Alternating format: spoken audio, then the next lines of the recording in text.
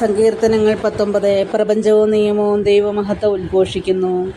ആകാശം ദൈവത്തിൻ്റെ മഹത്വം പ്രഘോഷിക്കുന്നു. വാനവിധാനം അവിടുത്തെ കരവേലയെ വിളംബരം ചെയ്യുന്നു.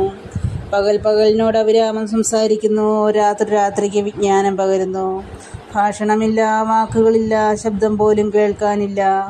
എന്നിട്ടും അവയുടെ സ്വരം ഭൂമിയിലെങ്ങും വ്യാപിക്കുന്നു. അവയുടെ വാക്കുകൾ ലോകത്തിൻ്റെ അതിർത്തിയോളം എത്തുന്നു.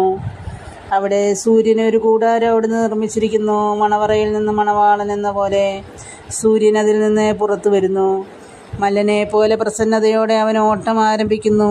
ആകാശത്തിൻ്റെ ഒരറ്റത്തെ അവൻ ഉദിക്കുന്നു, മറ്റേ അറ്റത്തെ അവൻ്റെ അയനം പൂർത്തിയാകുന്നു. അവൻ്റെ ചൂടിൽ നിന്ന് ഒളിക്കാൻ ഒന്നിനും കഴിയുകയില്ല. കർത്താവിൻ്റെ നിയമം അവികലമാണ്, അത് ആത്മാവിന് പുതുജീവൻ പകരുന്നു. കർത്താവിൻ്റെ സാക്ഷ്യം വിശ്വാസ്യമാണ്, അത് വിനീതരെ വിജ്ഞാനികളാക്കുന്നു. കർത്താവിൻ്റെ കൽപ്പനകൾ നീതിയുക്തമാണ്, അവ ഹൃദയത്തെ സന്തോഷിപ്പിക്കുന്നു. കർത്താവിൻ്റെ പ്രമാണം വിശുദ്ധമാണ്, അത് കണ്ണുകളെ പ്രകാശിപ്പിക്കുന്നു. ദൈവഭക്തി നിർമ്മലമാണ്, അത് എന്നേക്കും നിലനിൽക്കുന്നു. കർത്താവിൻ്റെ വിധികൾ സത്യമാണ്, അവ തികച്ചും നീതിപൂർണമാണ്. അവ പൊന്നിനെയും തങ്കത്തെയേക്കാൾ അഭികാമ്യമാണ്, അവ തേനിനെയും തേൻകട്ടയേക്കാൾ മധുരമാണ്.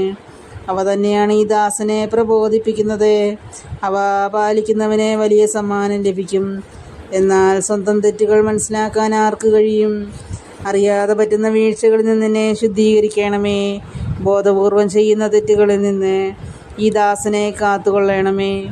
അവ എന്നിൽ ആധിപത്യം ഉറപ്പിക്കാതിരിക്കട്ടെ, അപ്പോൾ ഞാൻ നിർമ്മലനായിരിക്കും. മഹാപരാധങ്ങളിൽ നിന്ന് ഞാൻ വിമുക്തനായിരിക്കും. എൻ്റെ അപേക്ഷയിലെയും വിമോചകനുമായ കർത്താവേ, എൻ്റെ അധരങ്ങളിലെ വാക്കുകളും ഹൃദയത്തിലെ വിചാരങ്ങളും അങ്ങയുടെ ദൃഷ്ടിയിൽ സ്വീകാര്യമായിരിക്കട്ടെ.